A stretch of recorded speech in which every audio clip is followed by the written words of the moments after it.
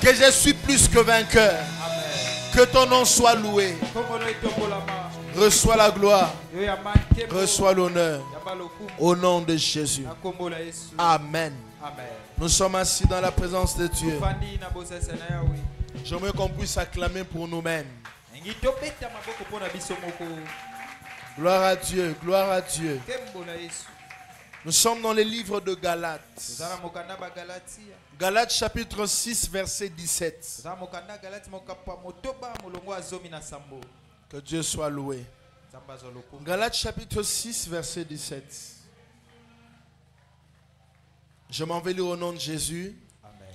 Que personne désormais ne me fasse de la peine, car je porte sur mon corps les marques de Jésus. Amen. Amen. Et ce soir nous parlerons de la marque de la victoire. Alléluia. Amen. Ce soir nous parlerons de la marque de la victoire. Il y a plusieurs marques que Christ nous a données au travers de sa mort, au travers de sa résurrection. Et depuis mardi, nous avions commencé à parler sur les marques de Jésus. Et mardi, nous avions montré la marque du pardon. Nous sommes pardonnés par Dieu. Dieu nous a accordé son pardon. Il y a maintenant la paix entre nous et Dieu. Peu importe la quantité de tes péchés, peu importe la grandeur, la hauteur, la profondeur de tes péchés, le sang de Jésus t'accorde le pardon. La première marque que Dieu nous donne, c'est la marque du pardon. Dieu nous a pardonné pour que nous soyons restaurés dans notre alliance avec lui. Et le mercredi, le Seigneur nous a enseigné sur la marque de la nouvelle naissance. Le Seigneur nous a montré que nous sommes nés de nouveau. Nous sommes nés de nouveau veut dire quoi? Naître de nouveau, c'est devenir une nouvelle personne, une nouvelle créature en Jésus. J'ai le même corps, mais Dieu a amené mon esprit à la régénération. Moi qui étais autrefois mort par mes péchés, par mes offenses, par les iniquités, le Seigneur m'a accordé la nouvelle naissance. La nouvelle naissance n'a pas d'âge. La nouvelle naissance tient compte de la grâce que Dieu t'accorde. Laissez-moi vous dire ce soir, lorsque le tribunal qui devait te juger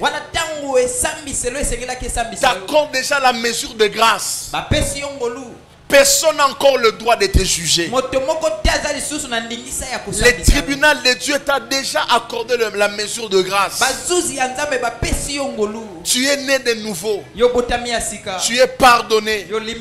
Et hier le Seigneur nous a enseigné sur la marque de la bénédiction. Dieu nous a dit que la bénédiction c'est la plus grande monnaie du monde. La bénédiction c'est une parole qui parle favorablement sur nos vies. Et je nous ai dit, ce n'est pas le jour où nous touchons l'argent que nous sommes bénis. C'est le jour où la bénédiction se manifeste. C'est le jour où la bénédiction se matérialise. Mais la bénédiction de Dieu vient comme une semence que Dieu dépose en toi. Lorsque tu reçois le Seigneur Jésus-Christ. Mais cette bénédiction, Dieu nous a dit qu'elle est appelée à se matérialiser, à se manifester. Et il y a particulièrement deux choses qui manifestent la bénédiction, qui manifestent la marque de la bénédiction. La première des choses, c'est la foi en Dieu. Bien aimé, si vous avez la foi, vous n'allez pas emprunter des raccourcis. Dans des temps de souffrance, il y a toujours des chemins détournés qui nous sont proposés. voit que Dieu est capable de tout faire.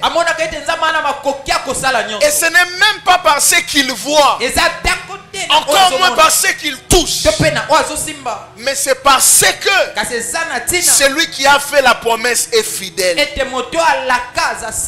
aimé dans le Seigneur, s'il y a deux choses qui doivent vous donner une foi inébranlable en Dieu.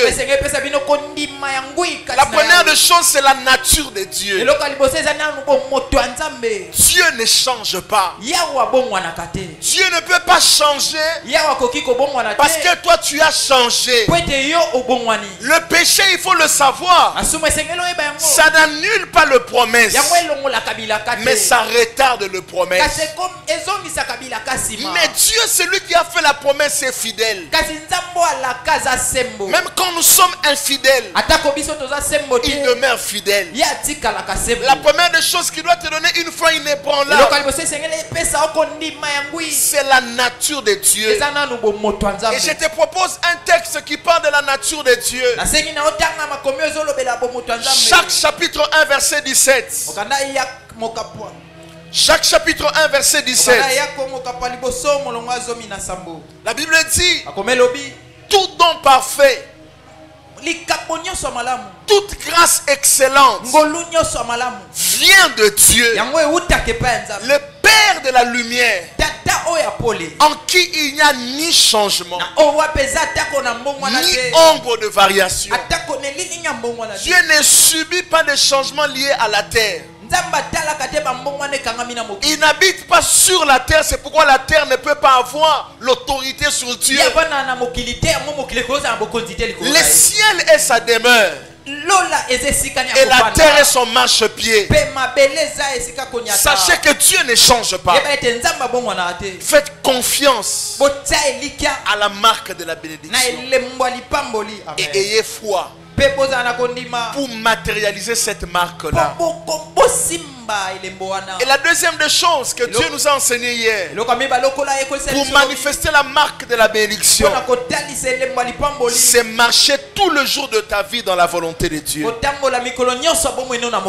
La volonté de Dieu te garde sur le chemin bien préparé.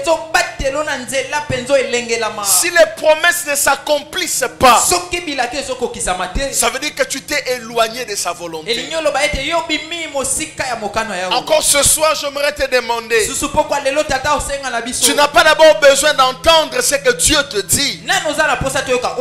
Tu as besoin de respecter d'abord ce qu'il te dit dans sa parole. La première volonté de Dieu est exprimée clairement dans la Bible. Dieu nous veut dans la sainteté. Dieu nous veut dans l'obéissance.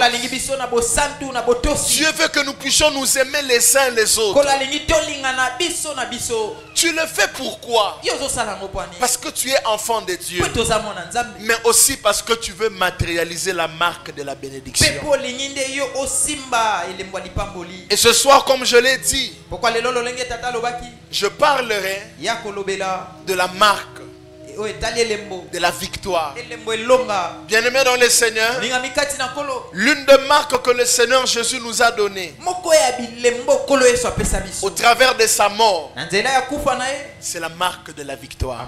Et il est important que chacun de nous comprenne ce soir, nous ne combattons pas pour chercher la victoire. Nous combattons déjà dans la victoire. La victoire est certaine. La victoire n'est pas discutable. Si tu n'as pas encore touché, c'est que Dieu t'emmène dans l'école de l'apprentissage. Mais dans la famille de Dieu, il n'y a pas d'échec. Dans la famille de Dieu, il y a la marque de la victoire sur toi. Mais il est possible que tu puisses matérialiser ou manifester cette marque-là tout le jour de ta vie. Pourquoi tu ne vois pas la victoire? Pourtant la croix te rassure la victoire. C'est parce que tu as abandonné toi-même le chemin de la victoire. Il y a un chemin qui manifeste la marque de la victoire. Et même les sorciers savent que la marque de la victoire est en toi. Mais ils t'emmènent dans certaines voies. Ils t'incitent dans certaines voies pour t'empêcher à manifester la victoire. Bien-aimés dans le Seigneur, lorsque vous ne marchez plus sur le chemin de la victoire, vous savez qu'est-ce qui se fait? C'est que vous devez recevoir naturellement. C'était une chose difficile pour vous. Vous êtes inarrêtable. Pas seulement parce que la marque de la victoire est en vous, mais parce que vous restez sur le chemin qui maintient cette marque-là. Il y a des chemins qui emmènent dans la manifestation de la victoire quotidiennement. Et le premier chemin qui emmène la victoire, ça s'appelle les sentiers de la foi.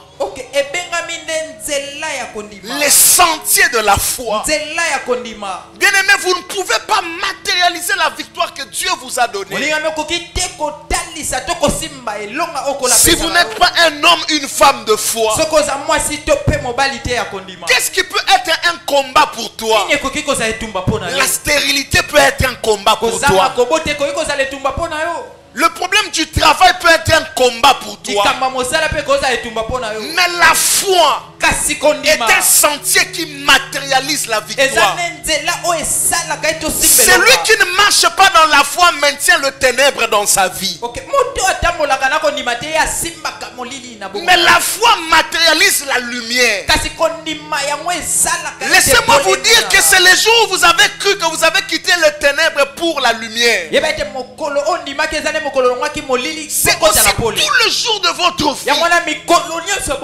Garder la foi, ce n'est pas d'abord garder les pensées positives. Mais garder la foi, c'est quoi? C'est quoi que même ce que je vois n'est pas capable d'arrêter le plan de Dieu pour ma vie. Même ce que je vois, même si je n'ai pas mangé aujourd'hui, ce n'est pas le manque qui peut annuler le plan de Dieu pour ma vie. Les sentiers de la foi, la marche avec Dieu dans la foi, matérialise la victoire tout le jour. Dieu t'attend sur le chemin de la foi pour manifester la marque de la victoire. Je pense hier, il était pratiquement 16 heures. Pour les gens qui ont remarqué, il menaçait de pleuvoir. Il menaçait de pleuvoir. D'ailleurs, c'est l'administrateur, le frère Fidelo, qui me l'a dit. Il m'a dit, papa, il menace de pleuvoir. Il était avec moi. Je lui ai dit, il ne va pas pleuvoir parce qu'on doit faire un culte pour Dieu. J'ai dit, il ne va pas pleuvoir. Je n'ai même pas fait une prière. Et ma merveille, elle est sortie. Elle a vu que la pluie était en train de dire j'arrive. Elle est entrée à la maison, elle m'a dit. Elle ne m'a pas dit, chérie, la pluie veut arriver. Elle ne m'a même pas aussi dit, chérie, tu as dit qu'il ne va pas pleuvoir. Mais elle a dit, le frère Fidelo était là. Le prophète Aimé a dit qu'il ne va pas pleuvoir. Vous voyez, hein? Elle n'a pas dit non, chérie, tu as dit qu'il ne va pas pleuvoir, non. Mais elle m'a dit, le prophète Aimé a dit qu'il ne va pas pleuvoir. Là, elle a engagé mon Dieu. Elle a aussi engagé mon identité. C'est la foi qui manifeste la victoire. Bien-aimé dans le Seigneur, même quand vous voyez qu'il y a le ténèbre dans votre vie, gardez la foi. C'est la foi qui matérialise les choses.